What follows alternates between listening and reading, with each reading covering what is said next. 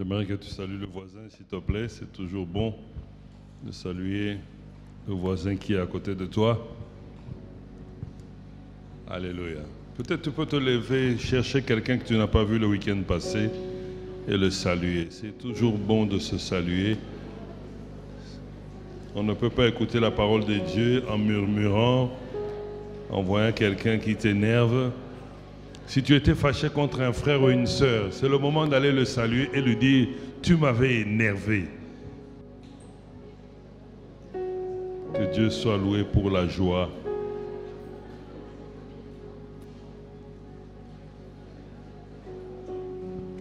Merci, merci.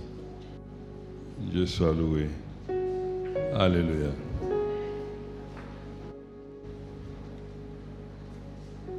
Évidemment, je ne suis pas venu seul, je suis venu avec ma femme, maman Elodie. Tu peux te lever. Voilà.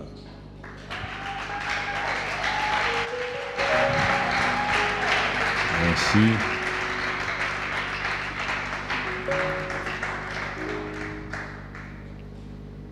Elle brille de tout le feu, n'est-ce pas?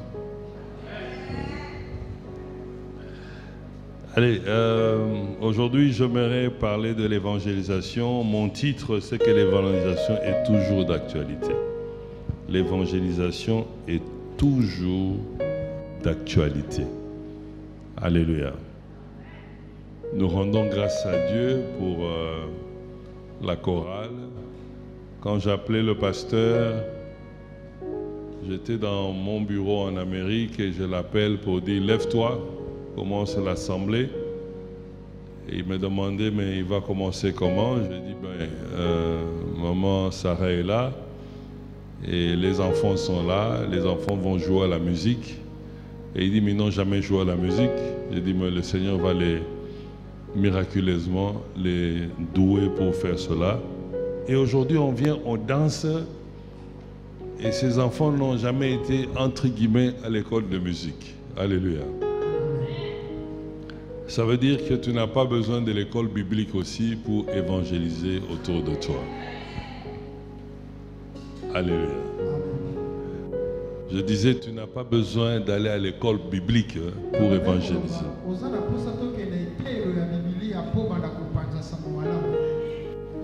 Nous allons regarder seulement 3 points sur l'évangélisation pour toi.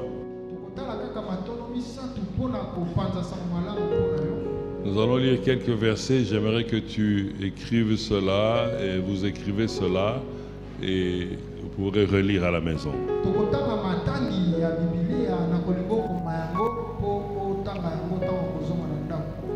Je vais lire 2 versets et puis notre lecteur biblique va lire aussi. Où est-ce qu'il est?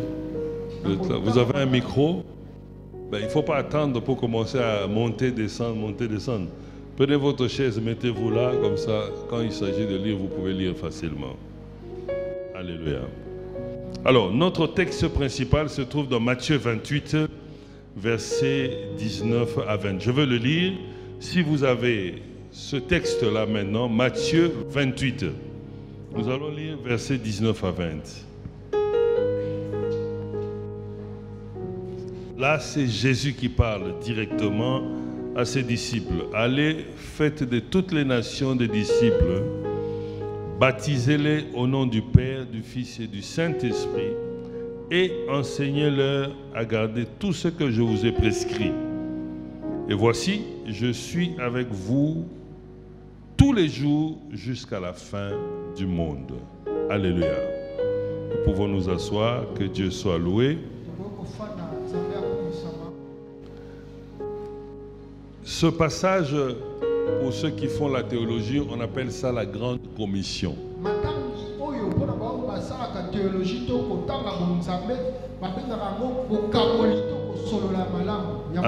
C'était à la fin de temps sur la terre de notre Seigneur. Après avoir enseigné, il va maintenant charger les disciples pour commencer la mission. Alors, il leur dit maintenant, vous devez aller. Ça nécessite que tu te lèves et que tu marches vers. L'évangélisation, ce n'est pas parler au voisin qui est déjà dans l'église. Mais il faut prendre le courage de se lever, de sortir de l'église ou de sa maison et puis commencer à aller vers les gens. D'autres font les porte à porte. Ils entrent dans une avenue, ils frappent à chaque porte. D'autres aussi se mettent dans un coin. Il y en a qui mettent même des baffes. Ils sont en train de parler, de prêcher. D'autres prennent des traités ou des petits papiers où ils invitent les gens à venir à l'église. Toutes les formes sont possibles. Je me rappelle avec Pasteur Manassé, on avait jeûne à l'église chaque mercredi. Et puis, nous qui étions dans le service, on nous a ajouté encore un jeûne jeudi. Donc le mercredi déjà à 6 h du matin nous commençons le jeûne. Et nous allons terminer le jeûne à 18 h. Ça ne terminait pas à 18 h parce qu'il fallait aller au culte, donc on terminait à 20 h. Et à 20 h tu devais vite courir chez vous et revenir vers 22 h pour la veille de la prière, veille de prière. Et on va prier toute la nuit. Maintenant, à 5 h, la veille s'arrête. Nous commençons un autre jeûne à 6 h. Et nous allons jeûner toute la journée de jeudi. On allait vers derrière la foire. On avait une petite paroisse qui devait démarrer. Et notre travail, c'était d'évangéliser ce coin-là pour amener les âmes à l'église. D'abord à Christ, et puis les faire membres de l'église. Alors un jour, j'ai connu une histoire. La première fois, je me mets dans ce coin et on voit des frères qui semblaient un peu turbulents. Et puis je me suis approché d'eux. Et je leur pose la question. J'étais néophyte, je n'avais aucune technique. Au lieu même de me présenter, au lieu de les aborder calmement, et je viens, je dis frère, connaissez-vous Jésus? Alors il y a un qui me regarde. Il me dit, bon, nous on n'habite pas de ce côté. Il faut peut-être demander à la maman là. Alléluia. Donc lorsque nous évangélisons, nous devons aussi être capables de connecter avec les gens. Donc ça nous demande aussi un certain comportement pour démarrer le contact. Une fois que le contact est démarré, maintenant tu peux être un peu plus agressif. Alléluia. J'ai eu beaucoup d'occasions d'évangéliser dans les avions. Et ça marche. Parce que mon voisin ne peut pas fuir. On va voler là-bas pendant 8 heures. Comme je sais déjà que je vais parler de Jésus, au début j'engage une conversation ordinaire. Et on entre dans des conversations jusqu'à ce que je veux le pousser à me poser la question, mais qu'est-ce que tu fais dans la vie? Alors là maintenant, il a ouvert la porte. Et je peux maintenant commencer à l'évangéliser. Alléluia. Donc Jésus a dit, allez. Il dit, si vous allez là-bas, il y a des choses qui vont se passer, que vous allez gagner aussi. Mais ça nécessite, avant d'aller, de comprendre qu'est-ce qu'on va faire là-bas. Et surtout, d'avoir quelques versets bibliques avec vous dans vos cartouches. Je vois toujours nos amis de témoins de Jéhovah. Ils ont 3-4 versets que le chrétien ordinaire n'arrive pas à contredire. Parce qu'il va ouvrir le verset biblique et il te dit toi-même regarde. Toi-même regarde. Et toi-même regarde. Mais si toi tu n'as pas de versets, tu ne pourras pas discuter avec lui, tu es battu. Alors il faut quand même que tu aies un certain nombre de versets. Quand tu descends sur le champ d'évangélisation, lorsqu'il y a une résistance ou il y a une question difficile, tu peux sortir le verset biblique et répondre. Alléluia. Alors nous étions sur le champ d'évangélisation et je vais quelque part, c'était un bar. Et j'étais devant là, j'essayais d'évangéliser et puis un attroupement est venu. 5 personnes à peu près. Maintenant, ils me disent, mes frères, nous, on peut venir dans votre église. Hein? Est-ce que l'alcool, c'est mauvais? Moi, j'ai dit, bon, je n'avais aucun argument. J'ai dit, bon, en tout cas, c'est pas mauvais. Hein? Alors, ils me tiennent par la main. Viens, on va continuer notre conversation dans le bar. C'est-à-dire, ils voulaient seulement que je dise que ce n'est pas mauvais. Comme ça, on allait entrer dans le bar et s'asseoir. Et puis là, ils disent, donnez-lui 2 bières. Alléluia. Sur le champ d'évangélisation, il y a des pièges. C'est pour cela qu'on doit se munir des versets bibliques. Jésus, avant sa mort, nous dit, allez. Mais quand il ressuscite, avant de partir, dans le livre de Actes, au chapitre 1, verset 8, il reprend encore la même chose aux mêmes personnes à qui il avait déjà donné la commission. Il ajoute ceci: vous recevrez le Saint-Esprit et vous serez mes témoins. Ça veut dire, vous serez mes témoins, vous allez parler de moi. Parler de Jésus, c'est évangéliser.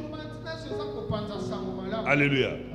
Donc c'est important aux yeux de notre Seigneur que nous nous levons pour aller gagner des âmes, pour aller délivrer, pour amener les gens à le connaître. Il a dit avant sa mort et il a dit aussi après la résurrection. Mais je veux rester sur 3 choses. Avant d'entrer dans ces 3 choses, j'aimerais te dire que la mission de l'évangélisation concerne nous tous ici. Alors j'aimerais que tu tapes un peu le voisin là, à côté. Si tu peux lui rappeler que l'évangélisation là, c'est toi aussi. Parce que certains croient que c'est seulement le groupe d'évangélisation, le département de l'évangélisation. Nous tous, nous sommes appelés à évangéliser.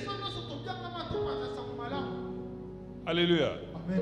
Si nous étions à l'école secondaire, j'allais demander à chacun de lever la main pour dire combien de personnes il a évangélisé l'année passée. J'insiste, ça concerne nous tous. Donc, tel que je vis, partout où je pars, j'ai toujours dans ma pensée, d'une manière permanente, d'une manière consciente, que partout où je vais, je dois évangéliser. Ce n'est pas ici je ne peux pas. Ce n'est pas là-bas je peux. Les milieux diffèrent. La stratégie pour connecter diffère. Mais à la fin, je dois être capable de placer la parole. Alléluia. J'ai beaucoup d'amis, on s'est connus à l'école, qui ne sont peut-être pas engagés dans les églises. Quand je m'assieds avec eux, chaque fois qu'on discute, on peut parler de politique, on peut parler de l'économie, on peut parler de sport. Mais dans mon langage, avant de parler, quand je dois intervenir, je dis toujours, c'est comme telle histoire dans la Bible. C'est comme tel verset dans la Bible. Donc pendant toute la conversation, je ramène toujours la parole de Dieu, sans les offenser, sans les froisser. Mais je veux qu'ils sachent que je suis là pour parler de Dieu. Mais ce qui est bon, chacun d'eux, en catimini, va t'appeler la nuit ou le jour pour te dire j'ai tel problème, prie pour moi. Donc on doit avoir cette conscience-là. Ce que je vois dans les églises, c'est quand on fait un programme d'évangéliser et puis on dit bon, on va évangéliser, tout le monde sort et on évangélise.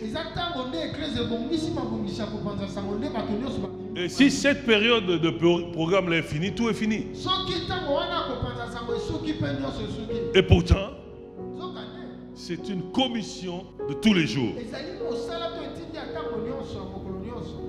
Alors, trois vérités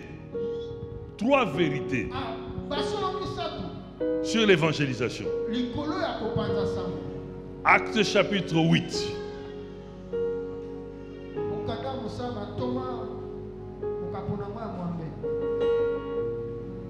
Actes chapitre 8, versets 26 à 27.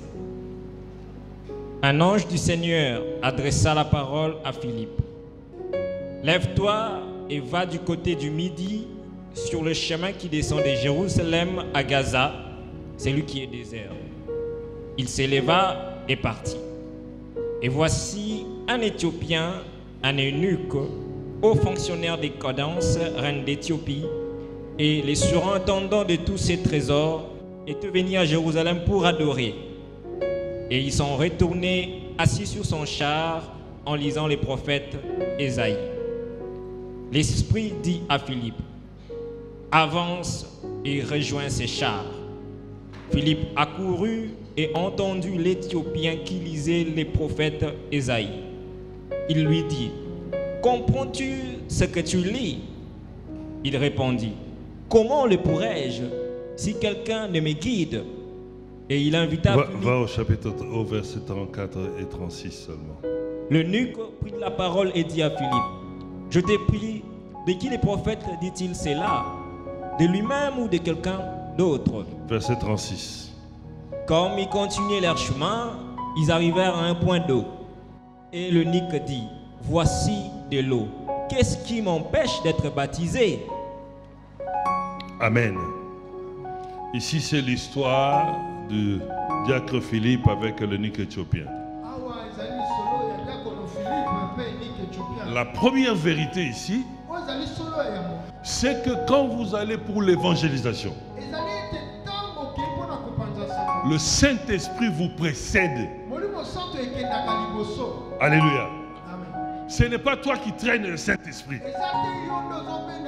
mais le Saint-Esprit te précède.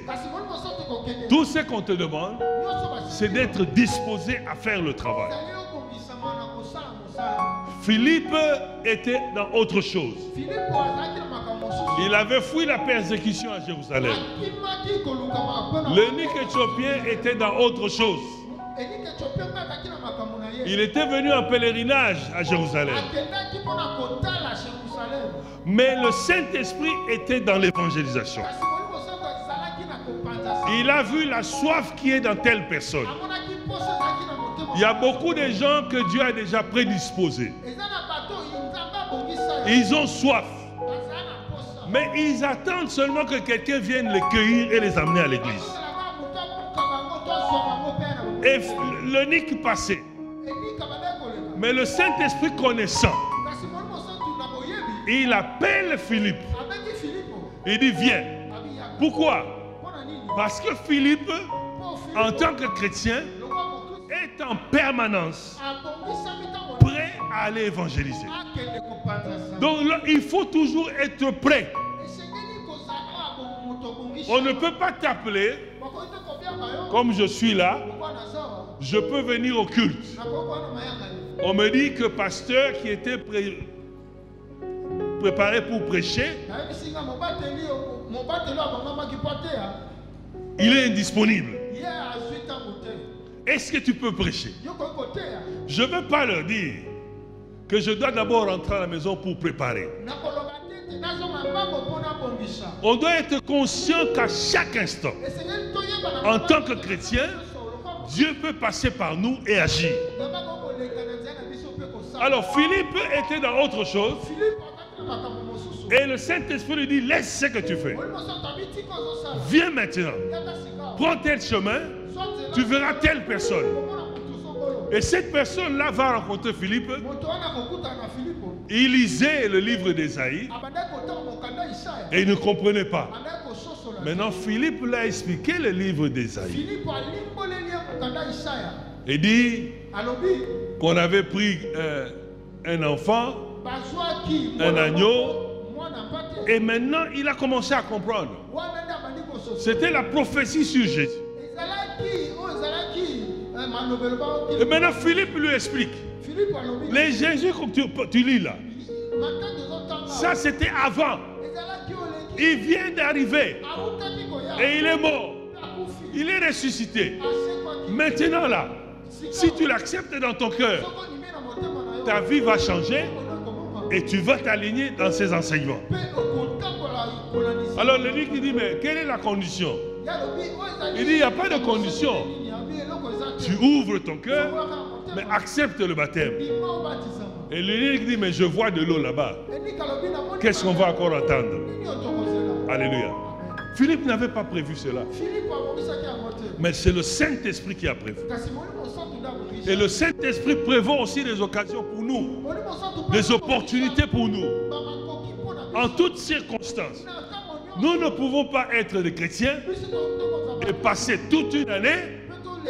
On n'a même pas pu témoigner de Christ. On n'a pas gagné une seule âme. On n'est pas sorti pour aller évangéliser. Ce n'est pas possible. Alléluia. Ah, aujourd'hui là, personne ne dit Amen. Non, je parle de toi. Parce que tu ne peux pas terminer toute une année sans que toi-même, que tu puisses te lever et dire je veux parler de Christ. Mais c'est bien ce qu'on fait ici à l'église. Vous avez vu quand les frères ont chanté, je regardais l'église comment on a dansé. Mais ça c'est bon. Mais c'est mieux si après avoir dansé, nous sortons, ou demain, ou après-demain, à tout temps, et nous parlons de Christ. Alléluia. Vous ne connaissez pas les problèmes des gens. Ne croyez pas que parce que celui-là a les moyens, il n'a pas de problème. Ils ont des problèmes plus graves que les nôtres.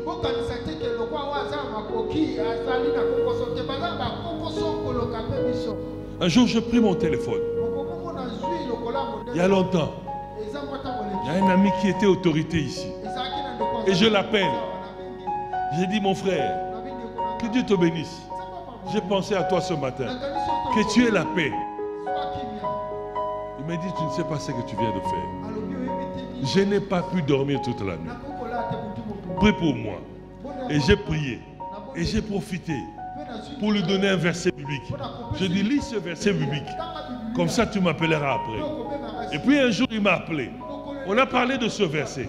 Un jour, il m'a appelé. On a parlé d'un autre verset. Et petit à petit, aujourd'hui, il est assis dans l'église.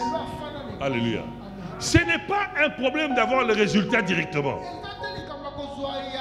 Toi, fais ta part. Le Saint-Esprit fera sa part aussi. Donc, une vérité est que lorsque on nous appelle à l'évangélisation, nous ne sommes pas seuls.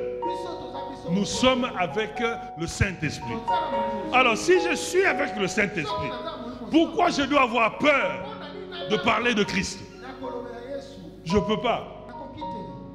Alléluia. Deuxième vérité. Luc chapitre 10, verset 1, verset 9 et verset 19. Après cela, le Seigneur en désigna encore 70 autres et les envoya devant lui, 2 à 2, dans toute ville et tout endroit où lui-même devait aller. Alléluia. Verset 1, verset 9 et verset 19. Guérissez les malades qui s'y trouveront et dites-leur, le royaume de Dieu s'est approché de vous. 19. Voici, je vous ai donné le pouvoir de marcher sur les serpents et les scorpions et sur toute la puissance de l'ennemi, et rien ne pourra vous nuire. Amen. Vous voyez, ça revient toujours. Quand on évangélise, on a un pouvoir. On a le pouvoir de guérir les malades. On a le pouvoir de marcher sur les scorpions. On a le pouvoir de chasser les démons. C'est-à-dire, si toi tu crois que tu es incapable de faire une délivrance, tu te trompes. Tel que tu es là, tu es capable de dire une parole et la chose s'accomplit. Parce que lorsque on sort pour évangéliser, ici la vérité est celle-ci. Jésus nous envoie vers les gens. Mais en nous envoyant vers les gens, nous avons déjà une première vérité. Je n'irai pas seul, le Saint-Esprit me précède déjà. Le Dieu ne peut pas t'envoyer sans que son esprit te précède. Parce que la chose que tu dois faire pour Dieu, le Saint-Esprit doit déjà régler la solution. Donc la deuxième vérité, c'est que Jésus nous envoie vers des gens pour évangéliser. Il dit qu'il a pris 2 à 2. Les gens qu'il a pris 2 à 2 n'étaient pas encore des chrétiens comme nous. Ils étaient des disciples. Ils n'avaient pas encore reçu le Saint-Esprit, car ils n'étaient pas encore arrivés à Actes chapitre 2. Tu n'as pas besoin de ressentir que le Saint-Esprit est descendu sur toi.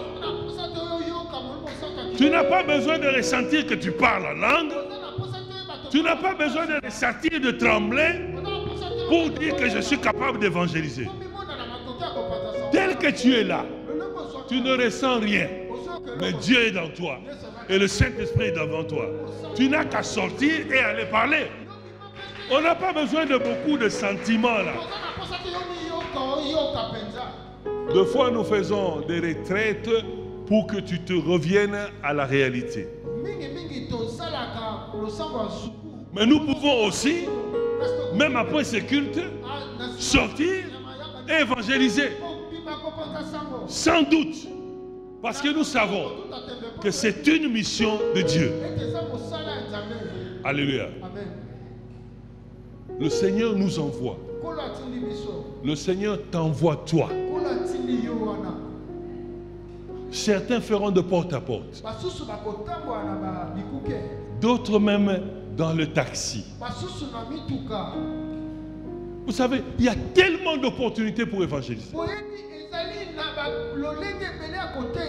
Même dans la rue, quelqu'un te cogne par mégarde. Au lieu de l'injurier, Boni Boyko, tu peux le gagner. À Ah, mon frère, ce n'est pas un problème. Je prie pour toi, mon frère, que ça ne se répète pas avec une autre personne. Sinon, tu peux avoir des problèmes. Je t'invite que ce dimanche, viens à la prière. Ou bien si tu pries quelque part, ne manque pas au culte le dimanche. Que Dieu te bénisse. Toutes les occasions sont possibles. Dieu nous envoie vers les gens. Il n'a pas dit qui. Il a dit seulement tout le monde. Donc peu importe là où je vais me retrouver, je sais que le Saint-Esprit est là et je peux parler de Christ.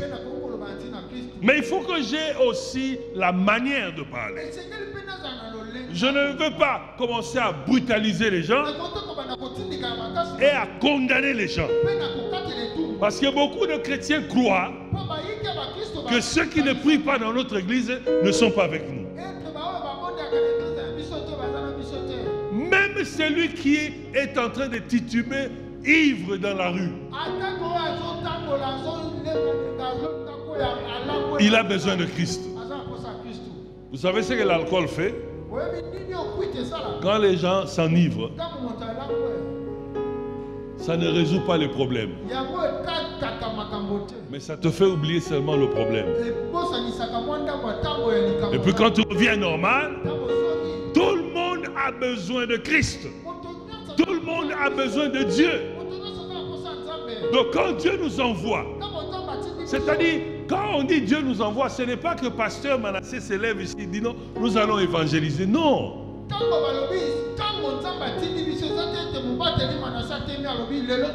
Le fait que tu sois chrétien, quand tu sors de ta maison, tu es dans une mission d'évangélisation. Alléluia. Je veux continuer à vous parler.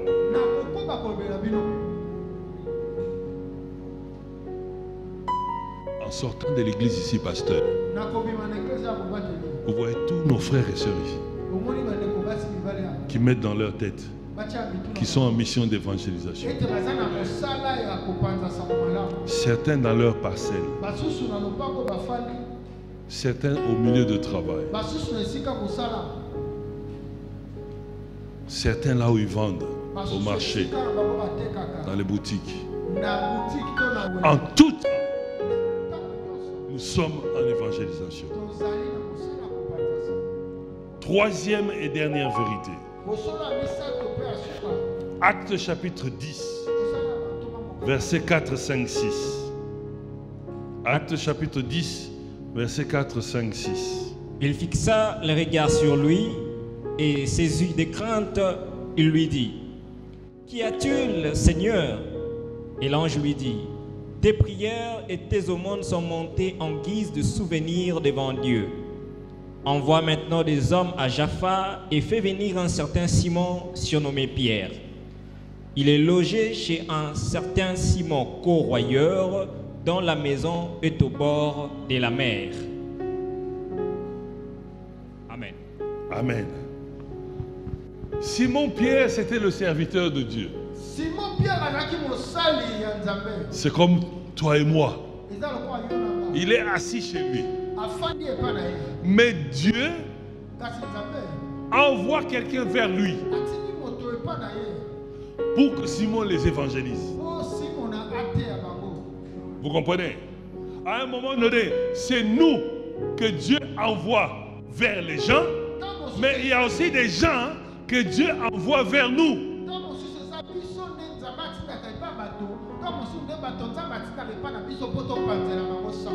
J'ai appris ça très tard, que toutes les filles que je voyais autour de moi, ce n'était pas pour draguer. Le Seigneur les envoyait pour que je les évangélise. Ah, il y a un frère qui sourit, il a compris.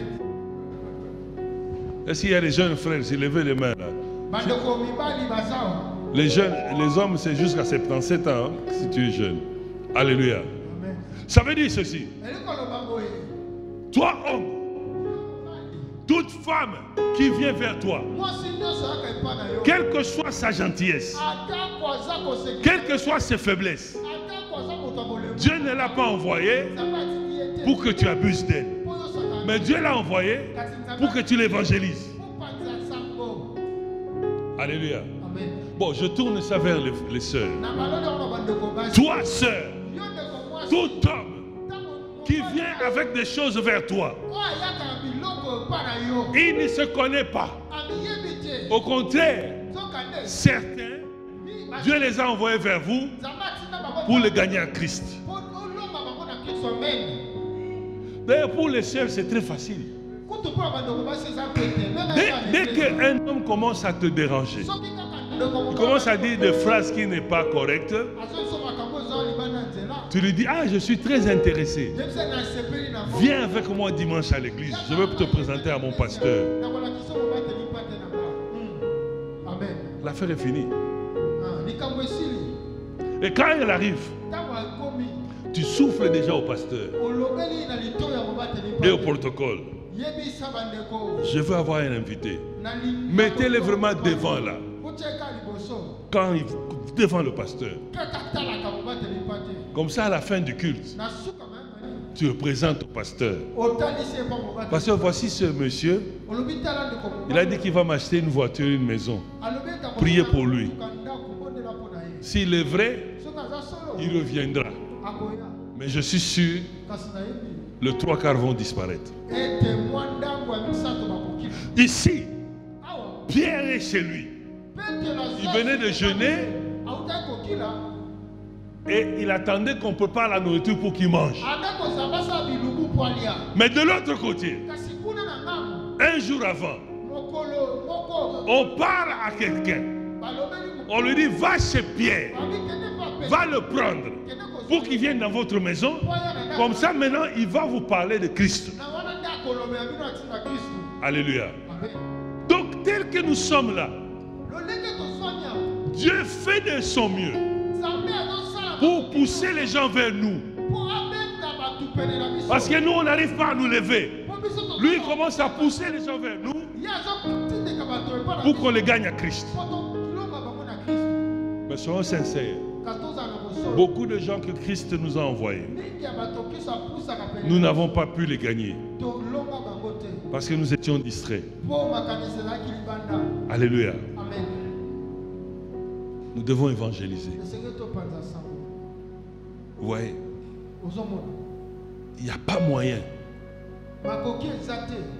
de fuir cela. Tu es chrétien, même si tu ne sors pas, Dieu va t'envoyer quelqu'un. Nous avons le Saint-Esprit avec nous. Et nous pouvons faire le travail. Maintenant, mettons-nous debout. Je veux prier pour vous.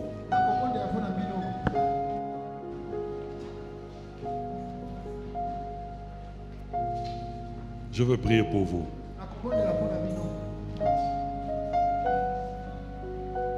Alléluia. J'ai besoin de ceux qui ont le courage d'évangéliser. Qui viennent devant. Si tu as le courage d'évangéliser, viens devant. Le Seigneur a dit, allez. Vous n'êtes pas seul. Vous avez le Saint-Esprit. Tel que nous parlons là, il vous a déjà précédé. Mais soyez prudents. Arrangez vos paroles. Même si vous trouvez une résistance. Même si on vous rejette. Soyez dans la joie. Prenons le courage.